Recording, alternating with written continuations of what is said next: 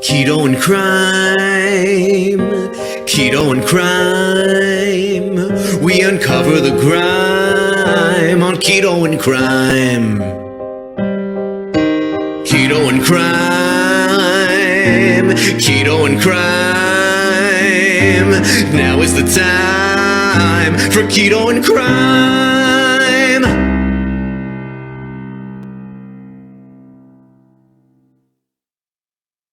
Hey everyone, Tracy here from Keto and Crime. Thank you so much to every single one of my patrons and channel members. You make this possible. And you're one of the reasons I do this. And I thank you from the bottom of my heart. And if I haven't said it before, thank you. I'll sing it. Thank you. Thank you for hanging in there with me and letting me geek out, not making fun of me like a lot of other people do, because I like weird stuff about crime and dark history. Thanks, everyone. Hey, everyone. Welcome to Keto and Crime. Today, we are going back to our Catholicism series by picking up where Martin Luther left off with the works of King Henry VIII, the first of the Tudors we'll be looking at. The next one being Mary I and Elizabeth I. So, this is not an in-depth, super historical account of Henry's life. It's a brief overview followed by his shenanigans when it comes to the church. So it fits in with the series that we're doing, because if I really wanted to do an in-depth dive on Henry VIII, they made a 4-season television show called The Tudors on Henry. That's how many hours it would take to really explain what happened with Henry VIII. But this is a brief overview that fits what we're studying. Again, if you are new here, welcome. I do true crime, history, political commentary, and just some fun stuff, horror movie reviews and such. I am not Crazy Christmas Tree Lady, as you can see. It is now a St. Patty's Day tree. It changes with the seasons. If you have been here before, thank you so much for returning. If I have not earned your subscription, I hope I do today. And with that being said, thank you for joining us. Let's dive in. Henry Tudor, known as Henry VIII, was born June 28, 1491, to King Henry VII and Elizabeth of York. He was the third surviving child. They had 7 children that did not survive infancy. Henry was the third surviving child and the second surviving son. He joined his older brother Arthur and older sister Margaret as being the surviving heirs apparent. Now, Henry was never considered to be the heir to the throne, being the second son. So he was kind of relegated to, that spare category. Even though he was educated along with Arthur, it was always anticipated he would grow up to have a dukedom or an earlship of his own, and would not be considered as the heir to the throne. However, that would soon change. Now, Arthur was educated to become the heir to the throne. Henry was kind of kept out of the public light, so when he did ascend to the throne, Henry was kind of known as the king that never was, because people didn't know a whole lot about him. He was fluent in Latin and French and some Italian.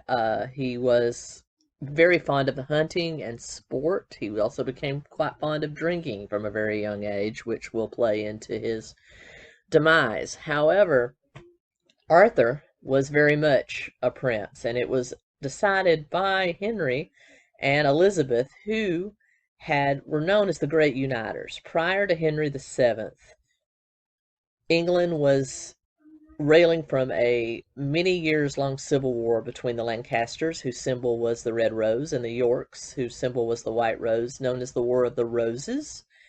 That was a civil war between these two families that had viable claim to the throne. Henry was from the Lancaster side, and he eventually married Elizabeth from the York side, thus uniting the red and white roses together under the House of Tudor. and the Tudors would go on to be one of the most well-known royal families of all time. So continuing in this theme of we're going to unite everybody, there was also a sense that they should unite England in an alliance with both Spain and eventually the Holy Roman Empire, which will play into some of Henry VIII's shenanigans later on. And so he decided to betroth his young Prince Arthur to Catherine of Aragon, who was the youngest daughter of King Ferdinand and Queen Isabella of Spain. And so this marriage to the very young Arthur, we were talking Arthur at 15, Catherine at 13 or 14. They were married in London, and unfortunately, just 20 weeks after his marriage, Arthur died of the sweating sickness, which is a plague that would travel around Europe many, many times, characterized by high fever and sweating, though no real... And it often tended to strike the nobility more than the common person. It was just a very weird plague. If you'd like me to do a video on weird plagues of the medieval times, I'd be happy to. I'll cover bubonic plague or the Black Death. I'll cover the sweating sickness. I'll cover all of that. But let's just say that Arthur succumbed to this. Now, this left Henry VII in quite a pickle. Now he had this young widowed girl at age 13. What to do with her? He did consider possibly marrying her to now Henry, who is now made Prince of Wales and Duke of Cornwall within days after his brother's death. He was only 10 at the time. And so there was some talk of potentially marrying Catherine now to him to keep that alliance alive. However, relations between King Ferdinand of Spain and King Henry VII had started to deteriorate. So just to F with Ferdinand, Henry decided just to keep Elizabeth in limbo in England, and Ferdinand did not want her to return to Spain, feeling that it had been a failure. He was pushing for her to be betrothed to this young prince. Now, however, as you can see, girls are a bargaining chip at this time, and you'll see this with Henry VIII's sister Margaret later on in his political game, how he sort of used her as a bargaining chip until she made her own decisions.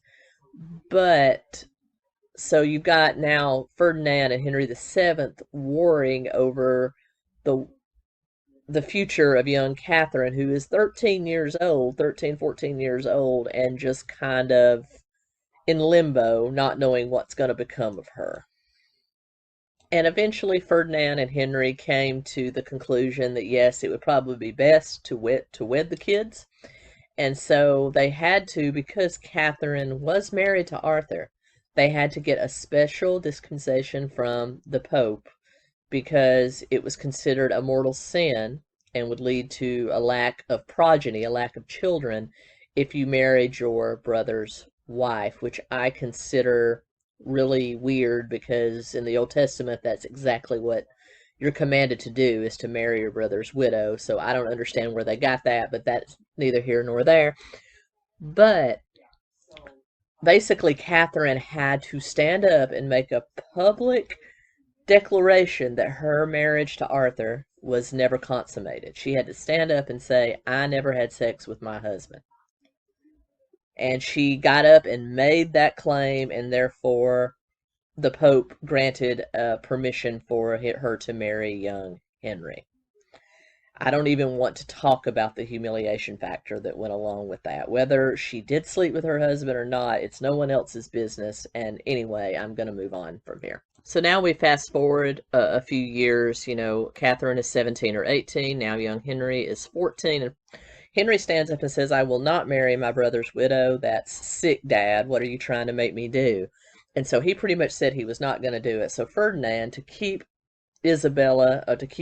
Catherine in England while they worked out this whole calamity, made her an ambassador so that she was just there in the royal court. And eventually, after both Ferdinand and Isabella had passed on, as well as Henry VII, at the age of 17, 3 years later, Henry did succeed him as king. And in the interim, young Henry had grown quite fond of Catherine. Now we're talking, she's in her very early 20s, maybe 20 years old, and he's 17, and decided that he would fulfill his father's wish, and because he was now in love with her, decided he would go ahead and marry Catherine. And so in June of 1509, he now wed Catherine. Now, in the meantime, Emperor Maximilian I, one of the Holy Roman Emperors, remember that whole area that was, kind of the only remnants of the Western Roman Empire from our studies on Catholicism, that would go on to engross Spain and other parts of the Mediterranean. Okay, Emperor Maximilian I had been wanting to marry his granddaughter, Eleanor, to Henry, and so Henry just slighted the Holy Roman Emperor by saying, no, I'm going to marry my brother's widow because that's what my dad wanted me to do. But anyway, he went ahead and married her, kind of sweeping away any issues that the people, politics, or the church had with that official dispensation that her marriage to Arthur was never consummated, and they got married. Soon after their marriage in 1509, in early 1510, Catherine sadly gave birth to a stillborn girl. And then 4 months later, she became pregnant again, and they had a young son born January 1st, 1511, named Henry. Sadly, he would pass away in March of that very same year. And then in 1513 and 1515, she gave birth to 2 stillborn sons, and then finally gave birth in 1516 to Mary Tudor, who would eventually become Queen Mary I, or Bloody Mary Tudor, and she will be getting her own video. So now they have a daughter. They've been married right about 7 years. Catherine is approaching 30. Henry is still in his early to mid 20s. Now, carrying on a fine line of many, many English monarchs, Henry had many, many mistresses, to the effect that we don't know how many he had. He only claimed a couple, and one of them was Emily Blunt. She was a lady-in-waiting to his wife, Catherine, and in 1519, she gave birth to a son fathered by King Henry, who would later be known as Henry Fitzroy, who was one of the only illegitimate children that Henry claimed. And so he bestowed the last name Fitzroy and all sorts of titles upon him, and made him basically the Duke of Richmond in 1525. They were suspecting that Henry's eventual goal in all of this was to make him the legitimate heir to the throne, because as of yet he only has a girl, and that's not good for him. So anyway, Henry would become Henry Fitzroy, Duke of Richmond. But he would die quite young himself at the age of 17. So Henry doesn't have a whole lot of luck with male children, as you can see. In the meantime, Henry was carrying on quite a bit of warfare with France. And France and England had no love lost between them. There was a huge rivalry between King Henry VIII of England and King Francis I of France. And they did eventually sign a treaty known as the Treaty of Perpetual Peace that was overseen by Henry's chief advisor, Cardinal Thomas Wolsey, who was a very well-footed Catholic cardinal at the time. So they signed this treaty, and part of that treaty was that he was betrothing Henry's very young daughter, Mary, to the Dauphin of France, which was the Prince of Dauphins, and was the heir to the throne. And so they decided that justice was best served, at least the current Pope, Pope Julius II, decided that this would be the best course of action. However, soon after Pope Julius's death and him being replaced by Pope Leo X, you know, they still wanted peace, but not so much, and the political climate kind of switched because Catherine's nephew, the grandson of King Ferdinand and Queen Isabella, had been made the brand new Holy Roman Emperor. So now not only was he going to be King of Spain, he was going to be the Holy Roman Emperor. And so there was a feeling among Wolsey and others that perhaps England was best served by going back to an alliance with Spain and the Holy Roman Empire, which would solve a lot of the problems created by Henry dissing Eleanor, you know, and kind of telling Emperor Maximus to go fly it. So they pretty much dissolved this treaty and the betrothment of Mary to the Prince of France, and basically betrothed her to the 20-something-year-old Charles V, and who was also her first cousin. Now, Charles was of the line of the royal family that ran through both Germany and Spain, known as the Habsburgs. And if you want me to do a video on the Habsburgs, I'll be absolutely pleased to do it, because if you want a masterclass on why incest is bad, then you need to look at the Habsburgs. And this was kind of what little Mary was facing. So he decided that she was going to marry Mary to her cousin to unite. He also decided that he was going to marry his older sister Margaret to the Queen of Portugal, who was like 105.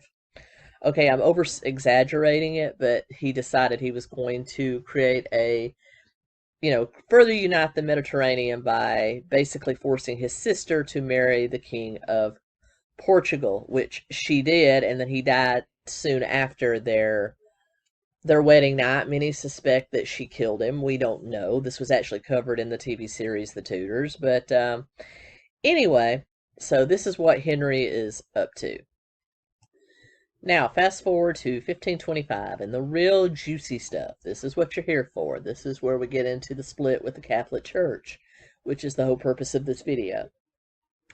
By 1525, Henry was quite perplexed by not only the fact he only had one illegitimate son, who would end up dying at the ripe old age of 17, and one daughter that he was simply able to use as a bargaining chip to unite with other families. He needed an heir to the throne, a legitimate heir to the throne. And by this time, poor Catherine is around 40 years old, while Henry is in his mid-30s. And I'm not getting into ageism here. I'm just saying that was the truth of the matter. And he said that the possibility of her bearing a son for him was probably not going to happen. So he set about looking for another candidate.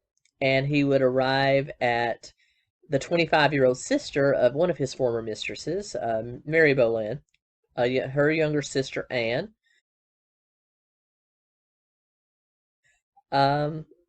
And thanks to the shenanigans of Anne and Mary's father, Thomas Boleyn, they kind of set upon a chance meeting with the king, and eventually she became the object of his affection.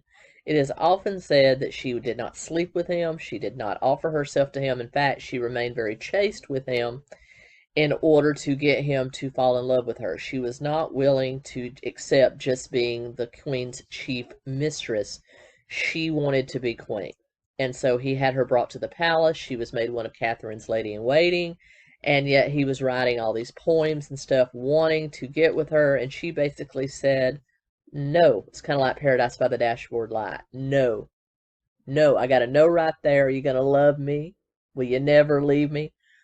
That's kind of what she was all about. And so Henry decided that it was probably in his best interest to find a way to either divorce or annul his marriage to Catherine, to get permission from the Pope, because divorce was still a no-no, to marry Anne. And so he went on a whole tangent with using Sir Thomas Wolsey to try to get the marriage to Catherine annulled, because she had evidently had slept with his brother, even though that she said that she didn't, and that is the reason that no male heirs were coming about, no legitimate male heirs. And so for several years, he negotiated through Wolsey with the Pope, even though Wolsey himself wasn't too keen on it, to try to get an annulment, a divorce, a special dispensation, and the Pope just wasn't having it. And lots of people had opinions on this. In fact, the Pope said, no, we gave you that dispensation to marry her. It's a legitimate marriage. Other cardinals, including Wolsey, would eventually come around to say that evidently she lied, and therefore Henry was in violation of the law in Leviticus. And then even Martin Luther, remember Martin Luther from our last Catholic video, the founder of the Lutheran Church, said that, yes, the marriage was valid, and no, Henry could not get a divorce. But in his interpretation of the Bible, Henry could take a second wife because the Bible did allow for polygamy. So Martin Luther was not all, sunshine and roses. And so basically what happened was eventually the first effort failed, and Cardinal Wolsey was totally blamed for it. He was stripped of all his titles. He was sent away by Henry VIII and basically lived out the remainder of his life with his mistress and their children in pretty much seclusion. And he appointed his good friend Sir Thomas More to the role of Lord Chancellor and Chief Minister of Intelligence, and it was put on him to find a way to help get Henry out of this marriage, even though Sir Thomas More was an ardent Catholic and disagreed with the whole premise to begin in the beginning. So basically, with the great effort having failed, and now his chief advisor being against it, Henry decided on a totally different path. He just said, screw it, I'm splitting from the Catholic Church. And so he took sightings from several biblical scholars, including that of Martin Luther, and decided that as the prime monarch of England, he was technically head of the English Church. And so he basically went about a bunch of reforms that included dissolving monasteries, stripping churches, taking everything into the permission of the crown. He basically publicized or state absorbed the church and completely split from the Catholic Church, creating a huge rift between him and Sir Thomas More. But actually, he became the head of his own church, which would be known as the Church of England, and it is known as the Episcopal Church here in the United States. And he appointed his good friend William Warham as Archbishop of Canterbury, which is the chief clergy of the Church of England, and was granted his annulment from Catherine based on the fact that she must have consummated her marriage to his brother. And about a year later, after 24 years of marriage, Catherine was banished from court. She was separated from her daughter Mary. Mary was taken under the king's wing to be educated as a young lady, even though Charles V had since married the daughter of the King of Portugal. Remember, the one that his aunt by marriage, Queen Margaret, had killed, supposedly. Married her, and to create not only a alliance with Portugal, because he felt he had one through Catherine with England, but to also get a hold of a dowry that was worth several million. And so he had pretty much thrown young Mary aside, and therefore King Henry VIII, and that again just fueled Henry's anger to create his own church. And of course, he banished Catherine. He gave Anne Boleyn her chambers, eventually declared that Anne was his betrothed, and then they got married, and she was officially made Queen of England in 1533. End of 1533, in September, Anne would give birth to a girl that would be known as Elizabeth, the future Elizabeth I of England, one of the greatest monarchs England has ever known. During his marriage to Anne, there were also several miscarriages and stillborn births. He continued to play around with his mistresses, including Anne Boleyn's lady-in-waiting, several of them. So you see that old habits die hard. He was also had been wounded in a hunting accident and a joust during his marriage to Catherine, and his leg was always subject to injury and infection from that time on. So he became sicker during his time with Anne, less attractive to her. She was not playing the submissive role. In fact, she used her position as queen and queen consort to settle personal scores. And part of that was with the Catholic Church. And as a result, this is the period that you saw some 20 to 40,000 rebels who wanted to remain with the Catholic Church rise up against Henry. They were, surmountedly defeated, and a lot of their leaders were tortured and executed, but Anne had a lot of play in that. But there was still the whole problem that Anne Boleyn had not borne Henry a son. And so as a result, he decided, I have to get rid of this troublesome woman. Well, even with his own church, another divorce or an annulment was completely out of the question. So he decided to charge her and several other members of her family and court with high treason and lying to the king. Basically, he was, again, going back to mistakes of the youth. He said that Catherine must have slept with his brother. That's the reason they never had children. Well, Anne must have not been a virgin when he married her, hence all the trouble they were having. And so he pretty much put her on trial for incest and having affairs of her own, including a supposed one with her brother George Boleyn. He tortured many, many men into confessing to crimes they never committed, and eventually Anne was executed in May of 1536 for the crime of high treason, though she maintained her innocence to the very end. And then just one day after Anne's execution, Henry, who's now 45, wed her former lady of waiting, Jane Seymour, and elevated her family to the rank of what the Boleyn family once was. They had a very happy marriage, it seems. In fact, she did eventually bear him a son, go on to be Prince Edward and eventually young King Edward, though he himself would also die very young, just like Henry's other son, Henry Fitzroy. So it was happy, but it was not, because Jane was never well after giving birth to Edward, and she would eventually die as a result of a very traumatic birth as well.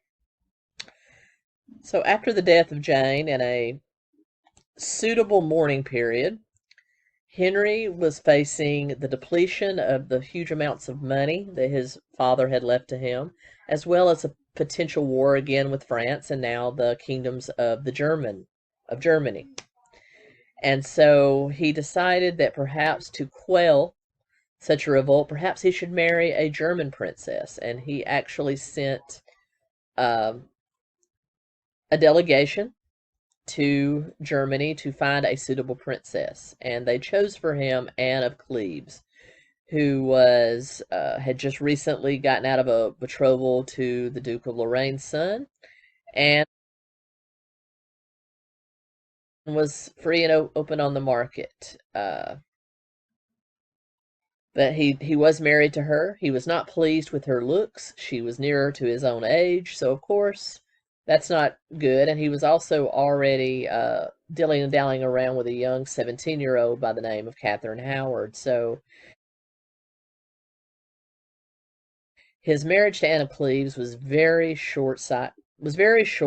They did eventually become very good friends, and she was, even though he divorced her, he kept her as a lady of the court. She had her own castles, her own lands, and so she was also a very, very good friend to both Mary and Elizabeth, Henry's daughters, and they come to treasure her as their most honored stepmother. And so she still had a very good reputation around court, and her and Henry were great friends, having been known to play checkers and chess and everything together. But eventually, he did marry young 17-year-old Catherine Howard, who, according to everything we know, catted around on him. Now she was married to a man in his 50s who had an oozing, pustule-filled leg, was getting fat, he was getting obese, and so it just wasn't the best arrangement for Catherine, and he would eventually have her beheaded for treason in much the same way he had Anne Boleyn